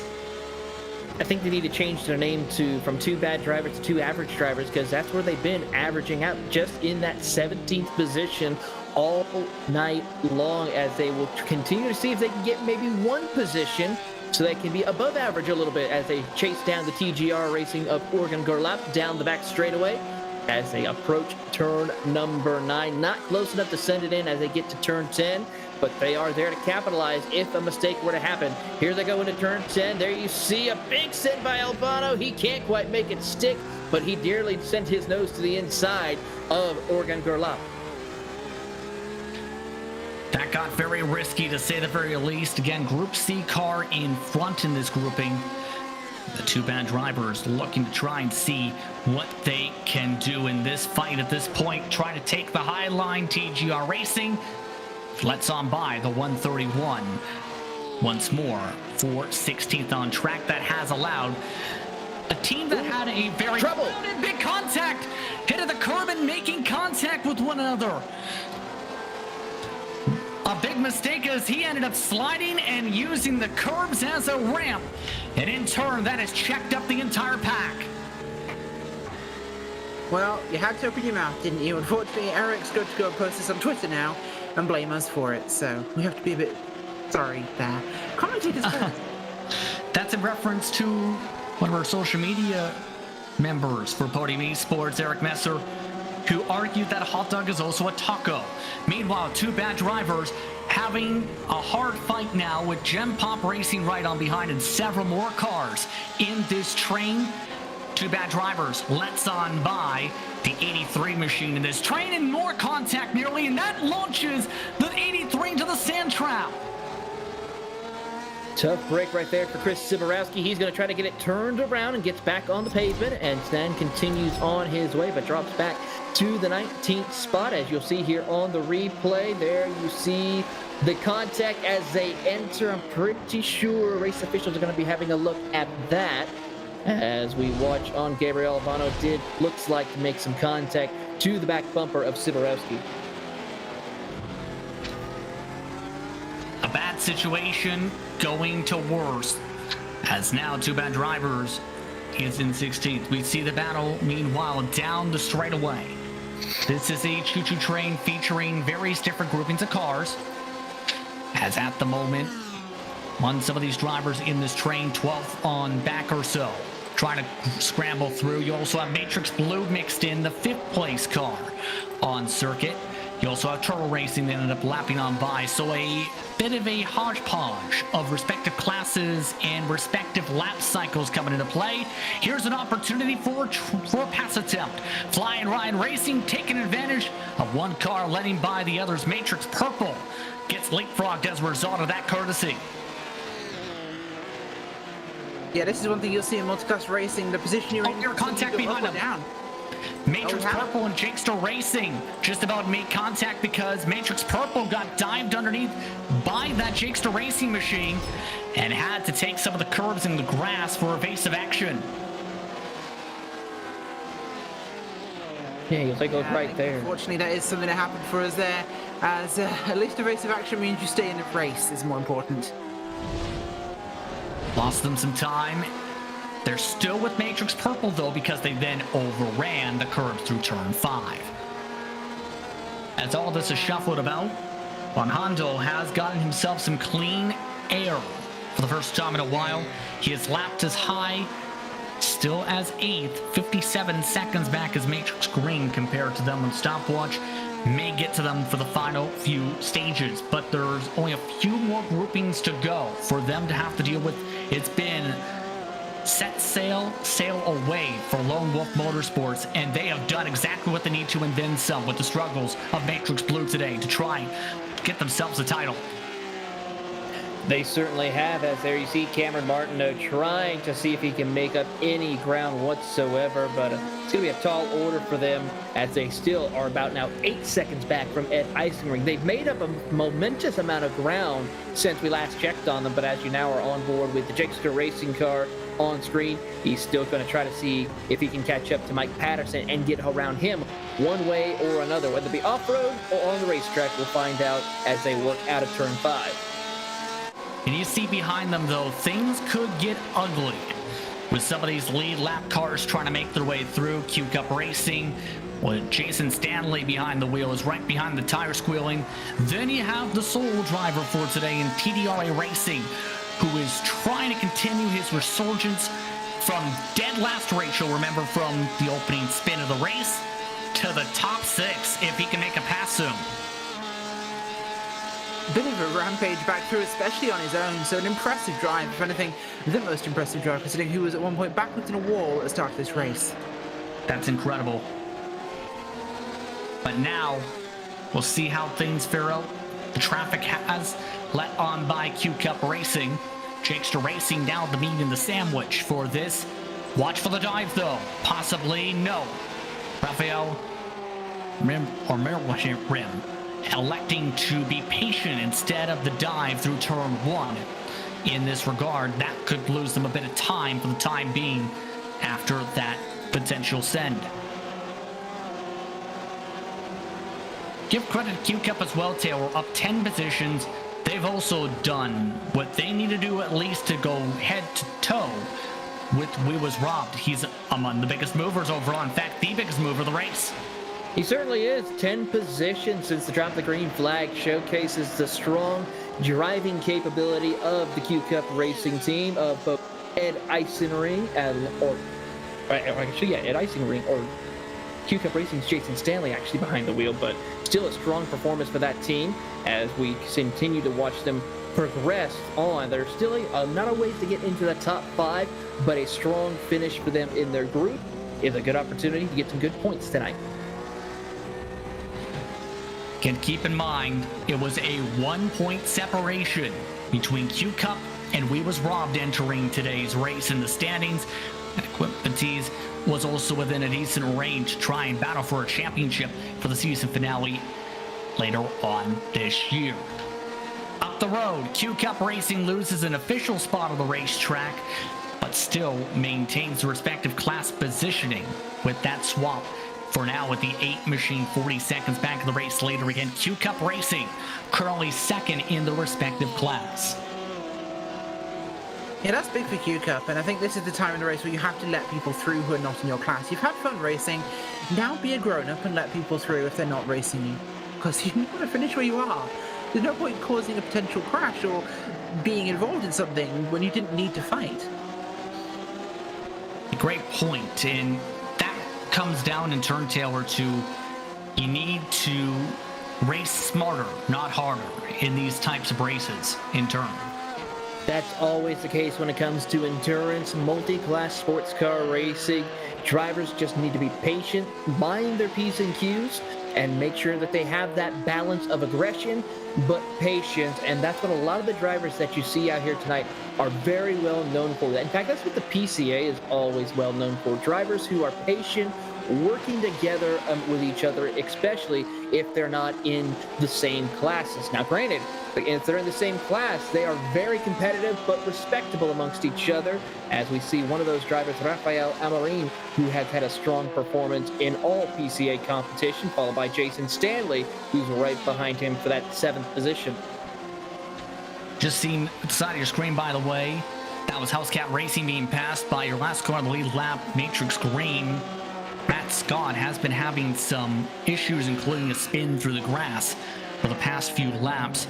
And what started off as a great day for this group has fallen off the table and then some. The laser pointer is rolled underneath the couch. The ball of yarn has rolled its way out the front door, and the tires have been squished. It's not been a great run for Housecat Racing for the second half stint, falling to 17th. I've been meaning to say this whole race, and I can't hold it in any longer. Justin, what sound does Housecat Racing make when it goes past? Meow. Meow. Sorry, meow. I had to do it. It was impossible. I couldn't resist. Gotta love cats. You certainly do. 12th position on screen, meanwhile, as Jakester Racing has some catnip in front, still in Matrix Purple. And this has been sparring for a while.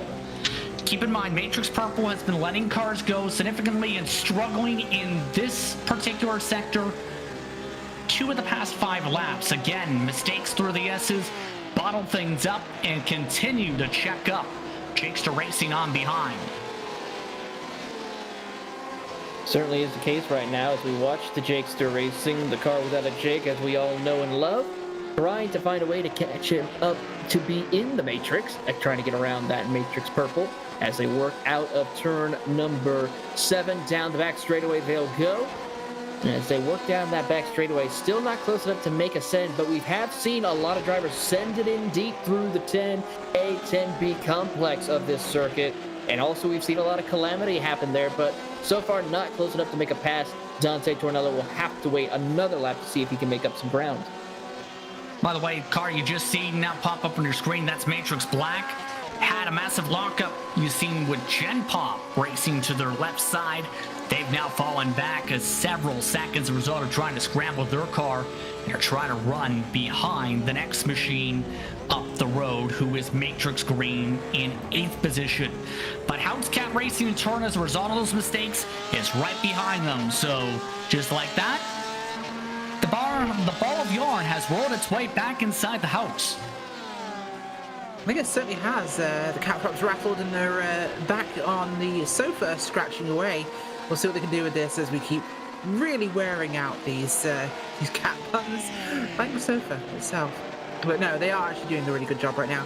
They've been one of the most entertaining cars to watch all race. Sure, they've dropped back a bunch of positions from where they started, but they've been really entertaining on track. They've always been involved in the fights, and they've been really giving good.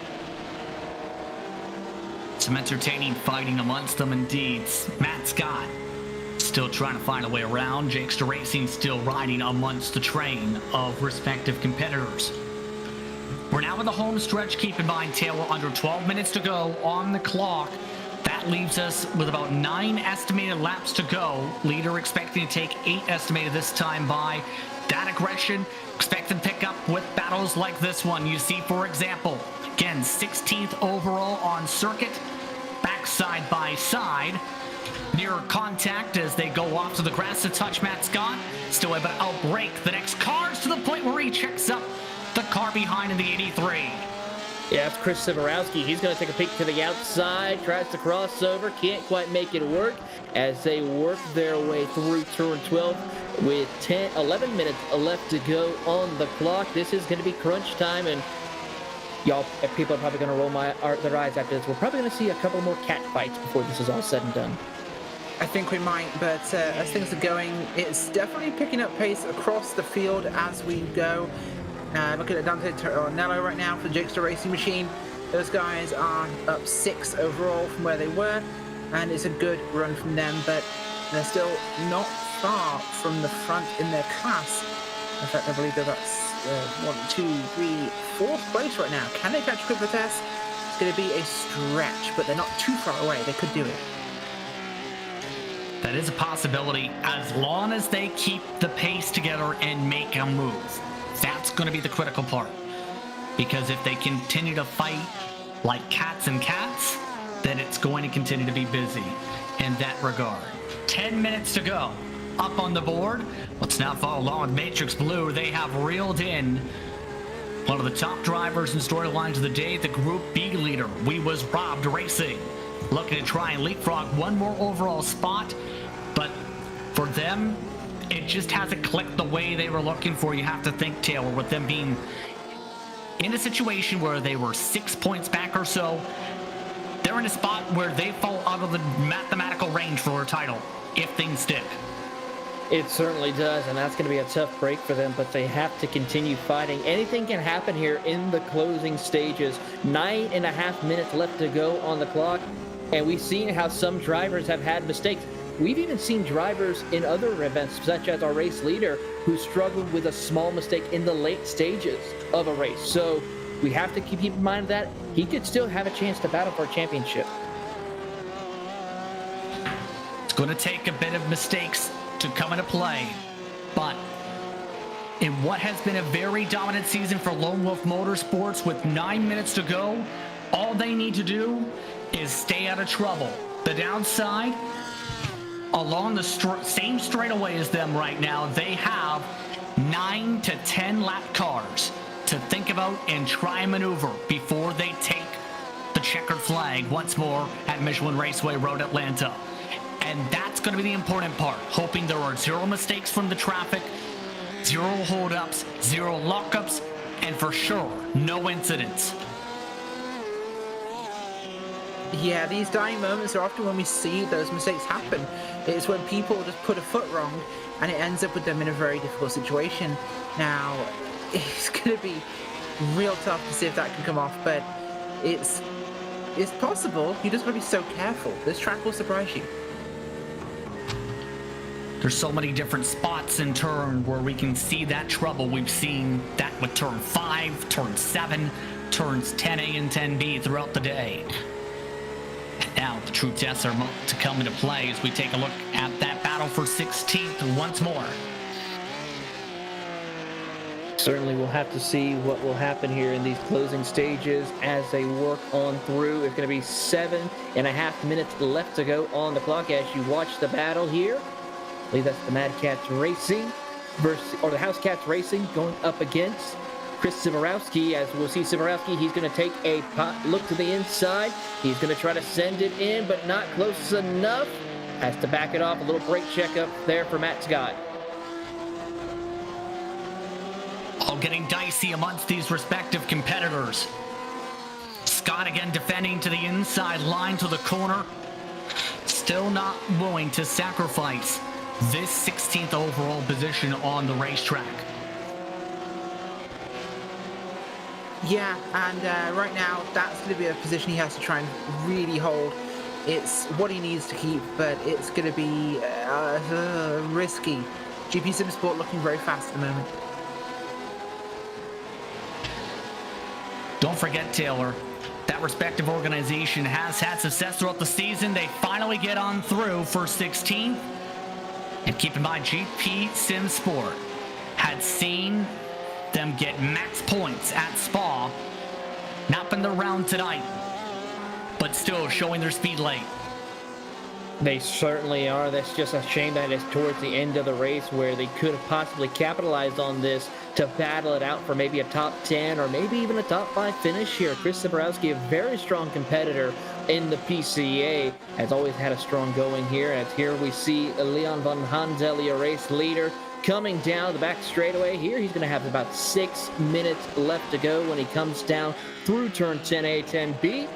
And a couple of more times around, and he should be able to continue on here with another victory for the Lone Wolf Motorsports team.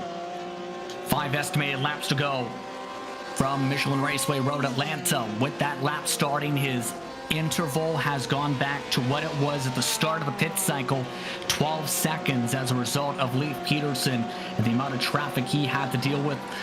It's to where Redwood Racing is tracking him down. Jason Lisner has reeled in the gap to 3 seconds. So it could be tight amongst those cars if the pace continues or if anyone gets themselves held up. There is some space for Peterson for the next couple laps. So for Lisner to have a shot, he needs that traffic to really cost time to move up to the 2nd overall position. And that's the biggest part of endurance racing, is hoping the traffic works your way and trying to make it work your way, because it's the one thing that will hold up your teammates, hold up your opposition, and help you if you utilize right. But it's one of those things where the cards may fall sometimes where you don't expect. That's the main concern for much of this field at this moment. Of note, Q-Cup Racing had to take a shortcut through the S's just moments ago. They've lost significant amounts of time. They're still in a comfortable spot for 7th overall. Matrix Purple, meanwhile, has had a lot of shuffling, as we've talked about throughout the past 10-15 minutes or so of this race. Right now, Matrix Purple has lost a spot to 2 bad drivers and has lost the toe of the car in front as a result of some of the struggles to the S's. Down to 4 minutes to go up on the board. Under 4 laps to go. Are we rating 2 bad drivers to 2 slightly above average drivers now officially? Are they still running it? Where are they running at right now as we keep on? 2 bad drivers are 14th right now. So yes, I would say yes. Drivers. That is above average. Team name, please. It's no longer appropriate. Well, wait till the checkered flag, then we have to let them know. Well, the last time you guys made that pun, they went around. So you don't want to go with that pun again. Let's put it that way. Matrix Purple taking their peak now with the 131. But the commentators curse strike in this fight, not in this corner. As this fight continues for 13th on track, Gen Pop Racing has also reeled them on in after closing up 2 seconds in 1 lap. He certainly has pulled away quite significantly from that run as they work through the S's. There you see Mike Patterson just trying to hold on, trying to chase down Gabriel Albano as they come out of turn number 6. And as they work down the short chute towards turn 7, tries to get in that slipstream, can't quite seem to make it work this time around through turn 7, hugs that inside line, hits it perfectly. And as they come through turn number 8, gets a good runoff corner exit, gets a little loose. See a little bit of a tire spin right there for that number 29 Matrix Motorsports Purple. Down the back straightaway they'll go. They will continue to do battle here with the slipstream in play through turn 9 towards turn 10. Here's the look. Coming down the straightaway. Patterson, right side, left side. 2 bad drivers. Outbreaking them is 2 bad drivers. Patterson not able to make the move. 2 minutes to go on the board. Here comes another driver to try and take advantage. Is Gen Pop Racing's Kevin Douglas, who moves up to 14th on track. Oh, this is one of those times where you don't want to be in this big a knot of cars because it makes things very, very tricky for you on track. But yeah, Gen Pop got through there exactly what they needed. Now, Gen Pop are chasing down 2 bad drivers, and I'm pretty sure there's a shift somewhere involved. And that has shuffled around indeed amongst these cars with under 2 minutes on the board. Again. Oh, trouble for the 2 bad drivers as they just go up on 2 wheels briefly for a moment. Gather it back down, so we have to change that. Went too wide. They went very, very wide out of 5 there. So wide that they missed the entire track out point of the corner. Clipped, oh god, they hit the tire barriers and went up on 2 tires, so that's going to be some side damage, I think. And how weren't they hit from behind? I'm not quite sure. Gen Pop Racing just avoided that orange machine by inches. And the commentator's curse strikes a second time to that group of drivers today. Just so happens that Lone Wolf Motorsports is just a few car lengths behind them, expecting the white flag this time by under a minute to go on the clock. No, they're still running in 16th, so everything's so far okay, and we'll see what happens here. And just as I stated, the House Cats are now coming to the inside and pick up that spot. They'll move up to 15th as Mike Patterson has come down pit road. White flag confirmed. Down to 40 seconds on the clock. Matrix Purple indeed has had to come down for a second pit stop. That will likely cost them a top 20 finish in this event. But it's been domination, Rachel, for Lone Wolf Motorsports from the drop of the green flag. They broke the draft within the first 10 minutes and haven't looked back. Yeah, it's been incredibly impressive for them, and I'm excited to see this come through, but they've really put it in, and they've done a fantastic job with it, as they come past, in fact, the 2 bad drivers who didn't like us saying they were 2 above average drivers and reaffirmed their name. And a clean pass through the traffic. No more concerns, it appears, on circuit for them. Leon Von Hondo has handled this machine to the best of his ability and has done his job after the great start from Michael Polasek, has maintained the gap to Leif Peterson. And now, through the final set of corners, Lone Wolf Motorsports will get the chance to celebrate another victory for them. They take the checker flag at Michelin Raceway, Road Atlanta.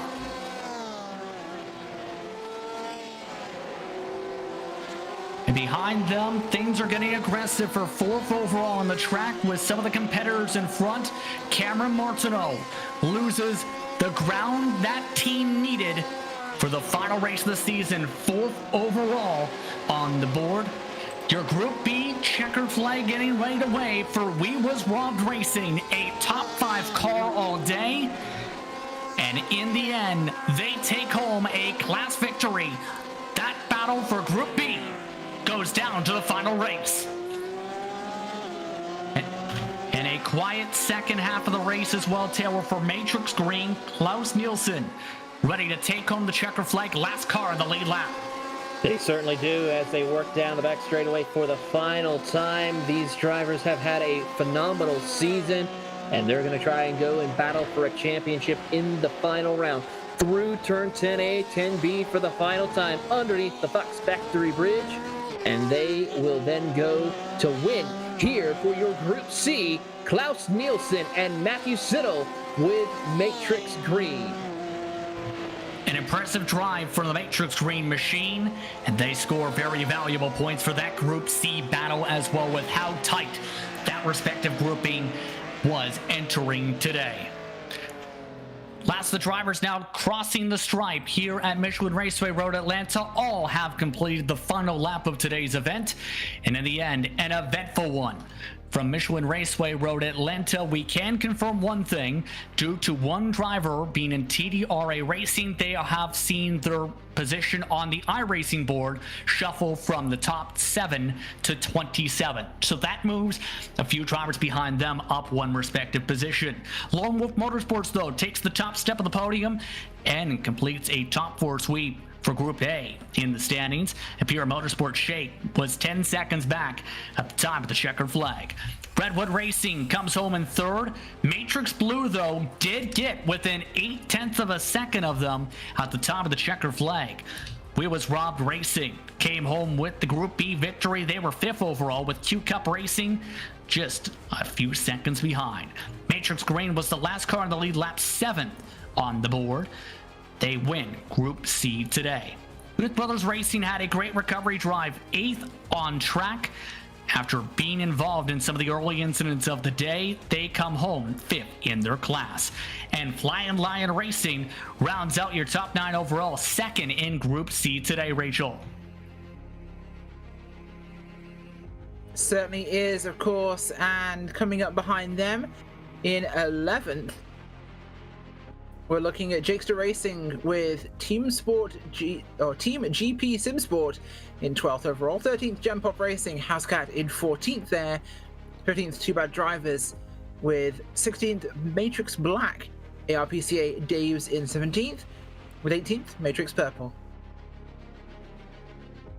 19th goes to the Scones Lane Dream Team. They'll be 2 laps down, followed by WWZ Red, rounding out your top 20. 21st goes to the Angry Turtles, followed by Matrix Motorsports Red in 22nd. 23rd goes to TGR Racing. 24th goes to Turtle Racing with the Rad Porsche in 25th. Los Muchachos Motorsports will come home in 26th, and unfortunately for the TDRA Racing team, with their one driver only running, they will finish 27th.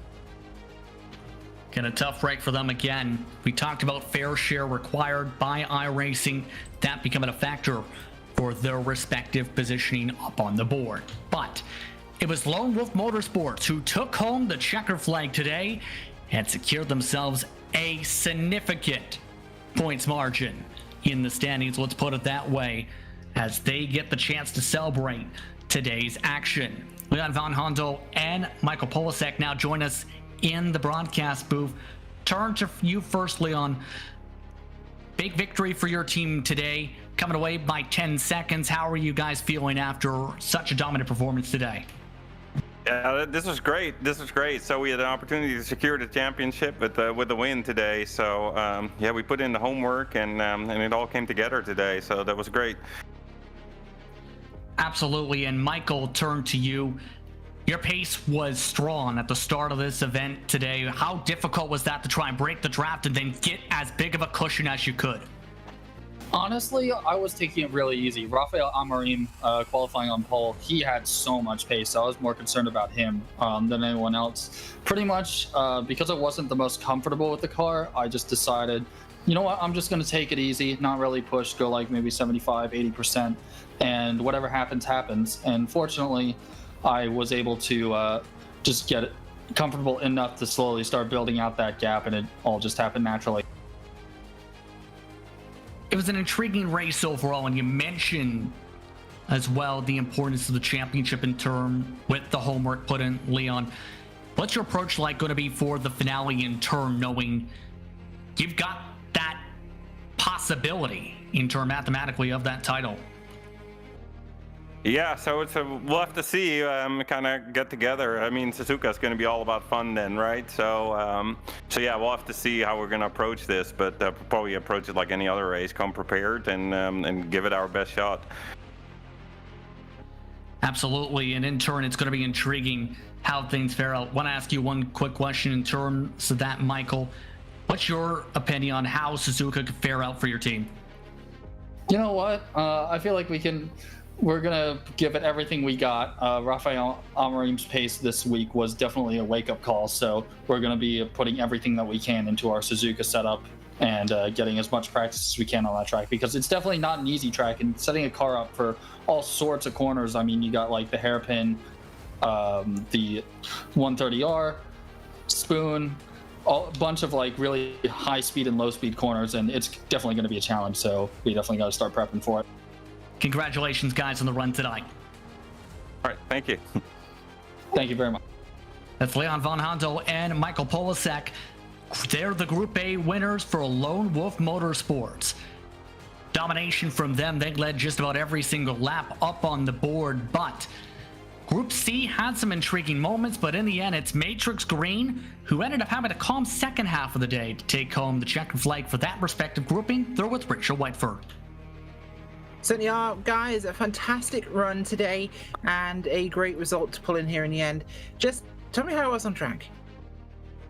Hi, Rachel. Hi, team. It was a really good day for us. We had a good game plan just to settle in, let a couple of people pass in right at the front because we qualified pretty well. Let them settle in a little gap and just run our race. And then we thought we were going to be conservative and take tyres because we had enough of a gap to do that. And then Klaus came out and nailed it in the second half on fresh tyres. Just stayed super conservative and took the class win, which we really needed. I think that's we were in second going into it, so played very nicely. Certainly did. A track that can be unforgiving at times. Just what was the lap traffic like for you guys out there today? What was the what? Sorry, the lap traffic. Lap traffic, yes. Yeah, well, we ended up. I think Klaus was saw the worst of it because he was kind of a little bit faster than the people in front, but they were battling amongst themselves, and we just decided to sit behind them and keep out of trouble and watch it unfold in front of us and try and avoid it. But it wasn't too bad. Everyone was, in fact, kudos to all the drivers out there. It was pretty good for such a tricky track. Oh, fantastic. Anybody you guys I'd like to give a shout out to or thank? I have long-suffering wife who doesn't admit that this is a real sport, but puts up with it anyway. Klaus, anyone from you? Yeah, no, the family plays a big role for us here. They let us do this, and we do put some real significant time in on learning the tracks and learning the cars and the setups. And Matt did a great job on the setups for this week here.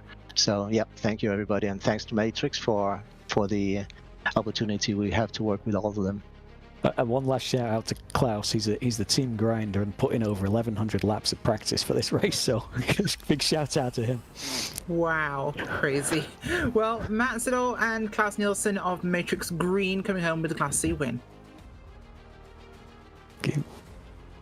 You can definitely tell the work put in. Those are numbers you hear from a lot of pro drivers and pro teams. So let's put it that way. Meanwhile, second place overall on track and in Group A went to Imperial Motorsports Shake. They're now standing by with Taylor Burris.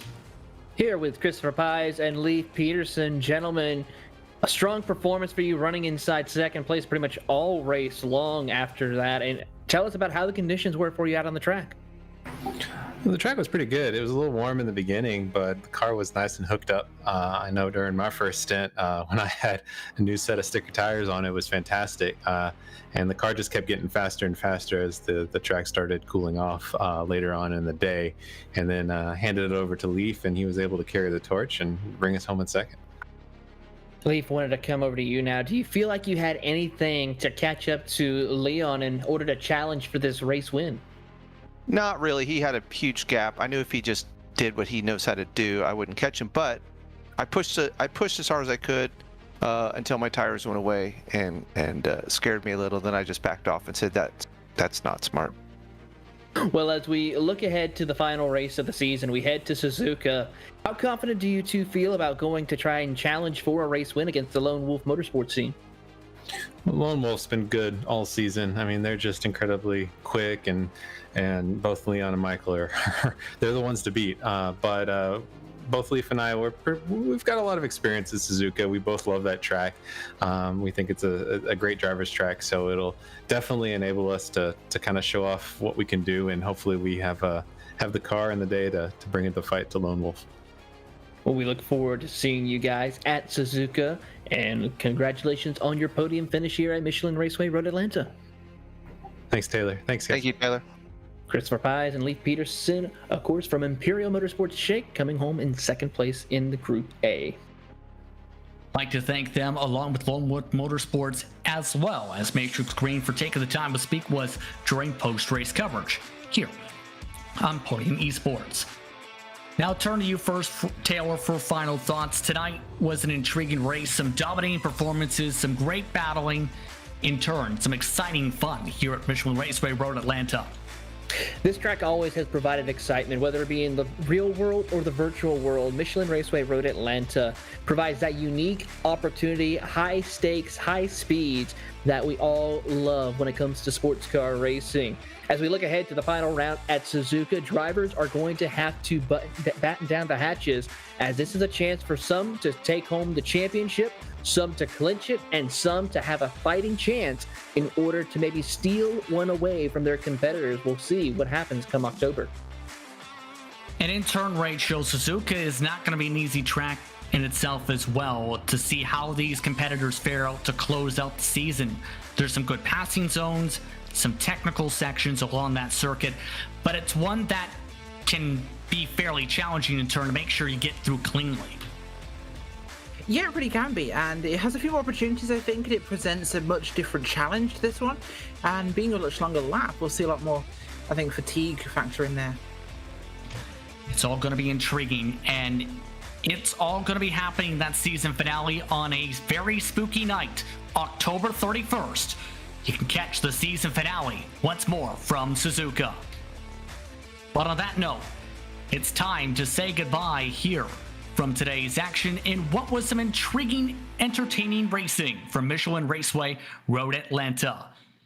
Once more, for Doug Atkinson, for Jim Hameg, and the steering committee at the PCA Sim Racing, James Pike, Gary Sexton, Cisco Scaramuza, and John Theodore at Podium Esports, and for our producer Ryan Bauer, our camera builder Dougie Beard, and for my colleagues Rachel Whiteford and Taylor Burris, I'm Justin Prince. Thank you so much for watching tonight's broadcast of the PCA Sim Racing Team Racing Series presented by Hagerty, and we look forward to seeing you in October from Suzuka. We'll see you on Halloween night, 1 p.m. Eastern.